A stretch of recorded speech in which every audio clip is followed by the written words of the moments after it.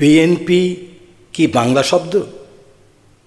ইনকিলাব জিন্দাবাদ। The executive Times 2.0 থেকে আপনাদের সবাইকে অনেক শুভেচ্ছা। অনেক দিন পর আজ যখন এই ভিডিওটা করতে যাচ্ছিলাম ঠিক সেই সময় বিদ্যুৎ চলে গেল এবং 2.5 ঘন্টার বেশি সময় পরে বিদ্যুৎ এলো এবং আমি এখন এই ভিডিওটা করতে যাচ্ছি। এই প্রসঙ্গটি এই কারণে টানলাম যে এই বিদ্যুৎ মন্ত্রণালয়ে যার উপর যে দায়িত্বটা যার উপর ন্যস্ত করা হয়েছে, যার উপর আছে, তিনি হলেন ইকবাল হাসান মাহমুদ চৌধুরী এবং তিনি তার একটা মন্তব্যের উপরেই কিন্তু এই ভিডিওটা করা। কিন্তু আমি এই কারণে বলছি যে আপনাদের যদি মনে থাকে অনেক দিন আগের কথা, এই তখন আমাদের ঢাকা শহরে ঘন্টার পর ঘন্টা লোডশেডিং হচ্ছে, দিনের মধ্যে 4 বার 5 বার 3 বার এরকম তো হচ্ছিল, অসহ্য আপনার সেই অভিজ্ঞতা। তো এখন একসময় ওনাকে প্রশ্ন করেছিল কোনো এক সাংবাদিক যে এই যে বিদ্যুতের ব্যাপারে আপনার বক্তব্য কী? তিনি বলেছিলেন যে বিদ্যুৎ নিয়ে আমাকে একটু বলেন না, কারণ এটা সাংঘাতিক ব্যাপার, এই জাতীয় কিছু, অর্থাৎ বিদ্যুৎ নিয়ে কিছু করা যাবে না, বিদ্যুতের সমস্যা সমাধান করা যাবে না, এইটাই তার ভাষ্য ছিল আর কি। এবং তিনি কিন্তু বিদ্যুৎ প্রতিমন্ত্রী ছিলেন। অনেক দিন পর তারেক জিয়া যখন এই সরকার গঠন করলেন, সেই বিদ্যুৎ মন্ত্রণালয়ে তার উপরেই সেই ভারটা তার উপরে দেওয়া হলো। আমার কিন্তু একটু মনে সংশয় আছে, ভয় হচ্ছে যে হয়তোবা আবার সেই বিদ্যুতের সমস্যা দেখা দেবে এবং তিনি হয়তো হাত উপরে উঠিয়ে বলবেন যে কিছু করতে পারলাম না, করা যায় না, বিদ্যুতের সমস্যা একটা বিরাট সমস্যা। যাই হোক, সেটা দেখা যাবে পরের ব্যাপার। কিন্তু তিনি কদিন আগে একটা মন্তব্য করে বসলেন, সেটা হলো, আমরা সবাই জানি এবং এটি নিয়ে বেশ তোলপাড় হয়েছে, সেটি হলো যে ইনকিলাব জিন্দাবাদ এই কথাটা বলা যাবে না, কারণ এটা বাংলা শব্দ না, বাংলা ভাষায় এটা ব্যবহার করা ঠিক না এবং তার দুঃখ হয়, তিনি অশান্তি বোধ করছেন এই জাতীয় কিছু তিনি বলেছিলেন। আমার ঠিক মনে নেই এক্স্যাক্টলি তিনি কী বলেছিলেন, কিন্তু এও বলেছিলেন যে তিনি মুক্তিযুদ্ধ করেছেন এবং এত কিছুর পরে যদি এই ইনকিলাব জিন্দাবাদটা বলে তাহলে তো ঠিক, মানে অর্থাৎ তিনি এটা মেনে নিতে পারছিলেন এবং সবাইকে বলছিলেন তোমরা, মানে যেটা বলা যায় যে ভাবার্থে তিনি বলছেন যে তোমরা এটা বলো না এবং এটা আমাদের মুক্তিযুদ্ধের চেতনা বিরোধী, এই জাতীয় কিছু। এটা একটা ন্যারেটিভ তৈরি করা, বয়ান তৈরি করার একটা চেষ্টা। এখানে অজ্ঞতা হতে পারে অথবা কোনো সুবিধা নেওয়ার জন্যে, অর্থাৎ রাজনীতিকে ব্যবহার করার একটা কৌশল হিসাবে এই কথাগুলো বলা যেতে পারে।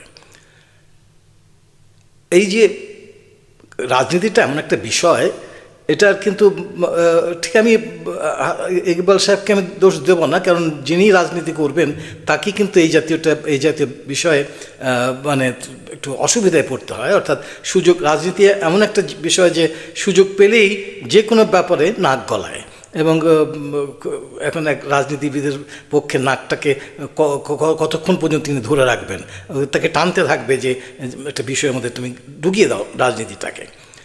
ভাষাতেও তাই হলো, ভাষার ব্যাপারেও তিনি ইকবাল সাহেব বলে বসলেন যে এটা মানে ইনকিলাব জিন্দাবাদ এই কথাটা ঠিক না।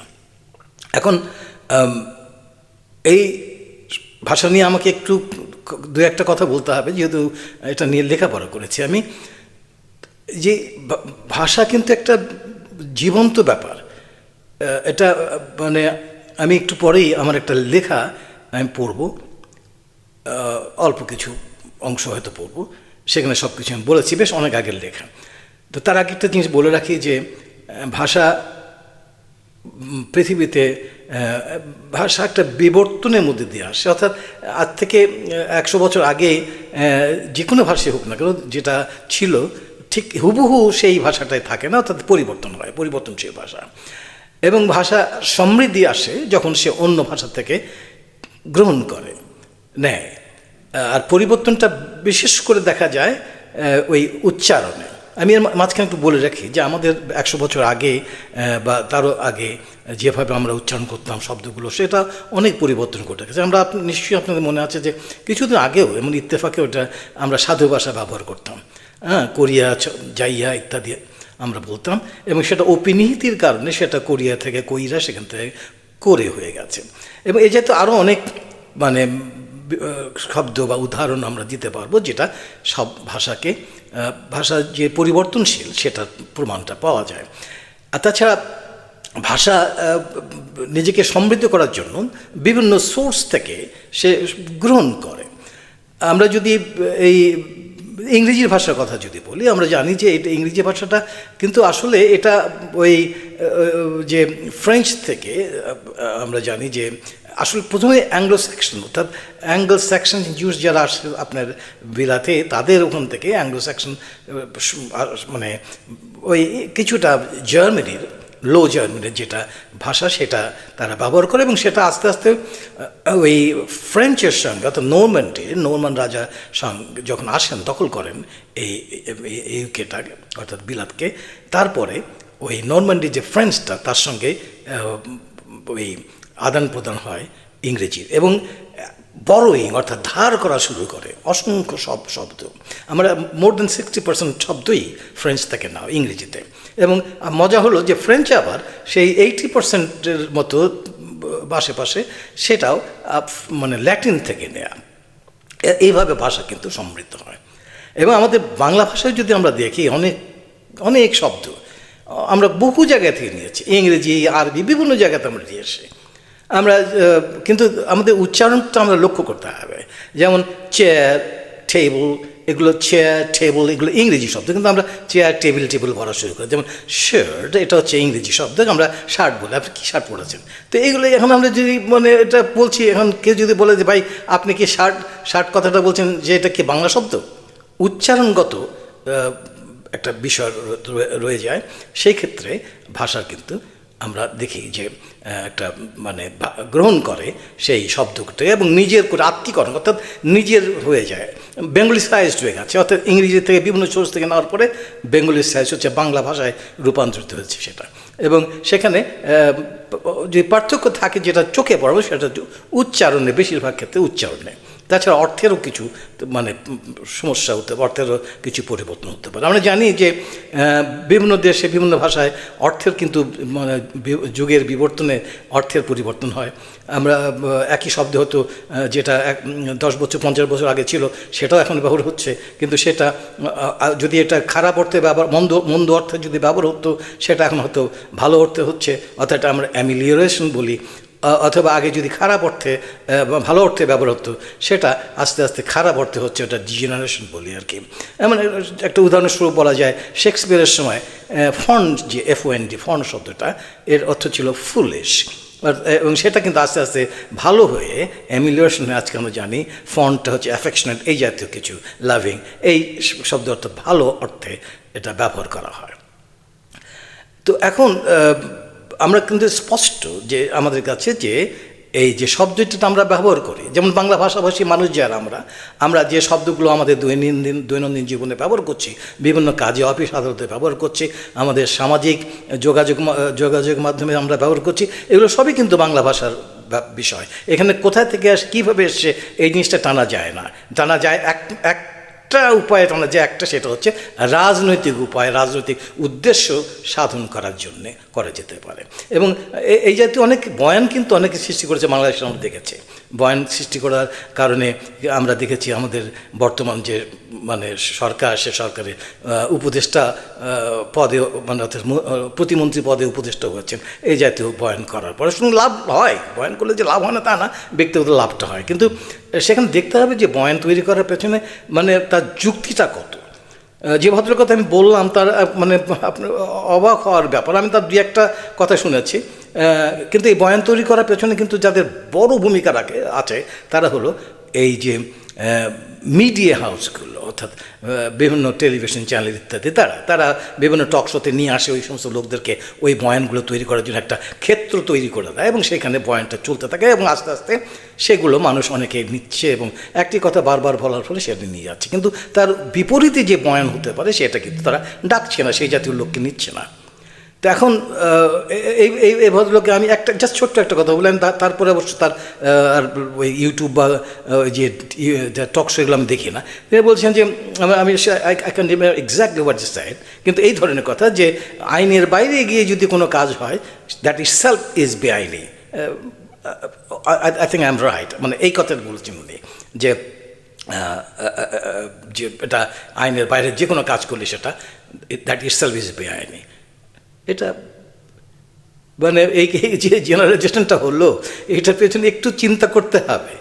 আইনের বাইরে যে মানে সব আইন কি সব কিছু বলে দেয় আমরা কী কাজ করব, কখন কোথায় কী কাজ করতে হবে না সব কি আইনের মধ্যেই করে? আইনের বাইরে যেতে বলতে কী হয়? আপনি যদি হ্যাঁ আইন ভাঙেন, যেটা ক্লিয়ার বলা আছে এই জিনিসটা মানে আইনসঙ্গত না, সেটা করলে আপনি সেটা বেআইনি। কিন্তু আপনার আইনের বাইরে যেখানে আইন কিছুই বলে নাই তার বাইরে গিয়ে আপনি যদি কিছু করেন সেটাকে আপনি কী করে বেআইনি বলবেন? এটা তো সম্ভব না। এখন আপনাকে বলছে যে আপনি রাস্তার এই ধার দিয়ে যাবেন, আপনার সেটা দেখলেন যে একটা বিশাল বিপদতা, সেখানে রাস্তা ওই জায়গাটা নষ্ট হয়ে গেছে, তো তাহলে আপনি এখন বলবেন যে আমি আইন তো আছে রাস্তার এই ডান দিক দিয়ে যেতে হবে, তো এখন এখানে গর্তটা রাস্তা হয়েছে, আমাকে ডান দিকে না গেলে হবে না, আমি বাম দিকে, সুতরাং আমি গর্ত দিয়ে হাঁটা শুরু করলাম এবং আমার পাটা ভেঙে গেল, আমার শেষ। তো নাই এইটাই কি মানে সরি একটা জাস্ট ছোট্ট একটা উদাহরণ, এমন প্রচুর উদাহরণ আছে। এই জাতীয় কাজই কি আপনি আইনের মধ্যে করতে বলেন? আইন কিন্তু প্র্যাকটিক্যালি সব কিছু আপনাকে বললাম যে আইন নির্ধারণ করে না। যাই হোক, আমরা এখন ওই ভাষার প্রসঙ্গে ফিরে আসি। আমি ছোট্ট করে আমি শেষ করতে যাচ্ছি এখানে, কারণ এই জিনিসটা নিয়ে বেশি কথাও বলা যাবে না। তবে আমার বেশ কিছুদিন আগে আমি একটা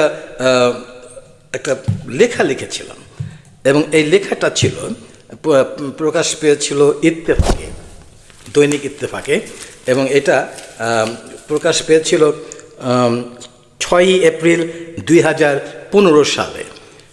সেখানে আমি এই লিখেছিলাম ভাষা নিয়ে কিছু কথা, এবং সেখানে তারা আমার একটা ইন্ট্রোডাকশন দিয়েছে সেখানটায়, এই মানে পত্রিকা কর্তৃপক্ষ সেখানে লিখেছেন যে লেখক, নাট্যকার, দি এক্সিকিউটিভ টাইমসের সাবেক সম্পাদক এবং ঢাকা বিশ্ববিদ্যালয়ের সাবেক শিক্ষক, এটা লিখেছে। আমি এখান থেকে পড়ি, অল্প কিছু পড়ি, সব কিছু পড়ার হয়তো সময় হবে না, যে প্রথম থেকে একটু পড়ি। আক্ষরিক অর্থে জীবন নেই, তবুও জীবন্ত এমন একটি উদাহরণ ভাষা। আমি প্রাচীন সংস্কৃত, সুমেরিয়ান কিংবা প্রাচীন ল্যাটিনের কথা বলছি না। এরা সেই সব ভাষার উদাহরণ যারা অনেকটাই জাদুঘরে রক্ষিত গার্হস্থ্য সামগ্রীর মতো, ঘরের কোনো কাজে লাগে না। বলছি না নৃত্য কিংবা বীজগণিতের মতো প্রতীকী ভাষার কথা, এমনকি পাখি কিংবা অন্যান্য জীবজন্তুর কথা, কারণ এদের ভাষায় কোনো পরিবর্তন এবং বিবর্তন আছে বলে আমরা নিশ্চিত হতে পারি না। বলছি সেই ভাষার কথা যার মাধ্যমে মানুষ তার চিন্তা, ভাবনা, অনুভূতি এবং জ্ঞান প্রকাশ করে থাকে লিখিত এবং মৌখিকভাবে। এখানে আরও কিছু আছে, আমরা দেখি, আমরা যদি আরেকটু পড়তে থাকি, যেমন শুরুতেই যেমনটা বলেছি, রূপক অর্থে ভাষার জীবন আছে এবং জীবনের তাগিদেই ভাষায় পরিবর্তন আসে, গঠনে, উচ্চারণে, বাক্য বিন্যাসে, এমনকি অর্থেও। পরিবর্তনের মধ্যেই ভাষা বেড়ে ওঠে, একসময় সবল সুঠাম হয়, হারিয়ে যায় তার আঁতুড়ে চেহারা। বাংলার কথাই বলি, মধ্য ভারতীয় আর্য ভাষার আদলে গড়ে ওঠা 10ম শতাব্দীর বাংলা এখন রবীন্দ্রনাথের ভাষায় ঐতিহাসিক কবরস্থানে বিশ্রাম করছে। তেমনি ইংরেজির উৎপত্তি জার্মান উপভাষা থেকে হলেও এবং তার রোমান্স ভাষাসমূহের অনুকরণে বহুরাংশে সমৃদ্ধি লাভ করলেও আধুনিক ইংরেজি সম্পূর্ণভাবে এক স্বতন্ত্র ভাষা, জার্মানিকও না, রোমানিকও না। তবে মনে রাখতে হবে, যেমনটা ডক্টর CL বারবার বলেছেন, পরিবর্তনের হার সবসময় এক হয় না, কিংবা সব ভাষায় একই রকম হয় না। আর একটু আরও আছে, অনেক কিছু আছে। আর আরেকটা একটু বলে যাই, সেটা হলো ভাষার ব্যবহার নিয়মসিদ্ধ, তবে ভাষা ব্যবহারকারীদের আচরণের পরিবর্তনের সঙ্গে সঙ্গে নিয়মেরও পরিবর্তন ঘটে। ব্যাকরণের কাজ ভাষার নিয়মাবলী লিপিবদ্ধ করা, নিয়ম নির্ধারণ করা না, এমনকি ভাষায় কোনটা গ্রহণযোগ্য কিংবা এবং কোনটা গ্রহণযোগ্য না সে বিষয়ে সিদ্ধান্ত নেবার ক্ষমতা ব্যাকরণকে দেয়া হয়নি। চেস্টারফিল্ড যেমনটা বলেছেন, প্রত্যেক ভাষায় নিজস্ব বৈশিষ্ট্য রয়েছে যা প্রয়োগের মাধ্যমে প্রতিষ্ঠিত হয়েছে। শুদ্ধ কি অশুদ্ধ সেই বৈশিষ্ট্যগুলিকে অবশ্যই মেনে চলতে হবে। এবং আরও কিছু আমি এখানে বলেছি। তো এখন এই জিনিসটা বলার কারণটা হলো যে আমাদের ভাষা নিয়ে আমরা এই যে প্রতি বছরই যখন ভাষা মাসটা আসে, অর্থাৎ ভাষা শহীদদের মাস, তখন আমরা এই জাতীয় কথা বলার একটা সুযোগ পাই।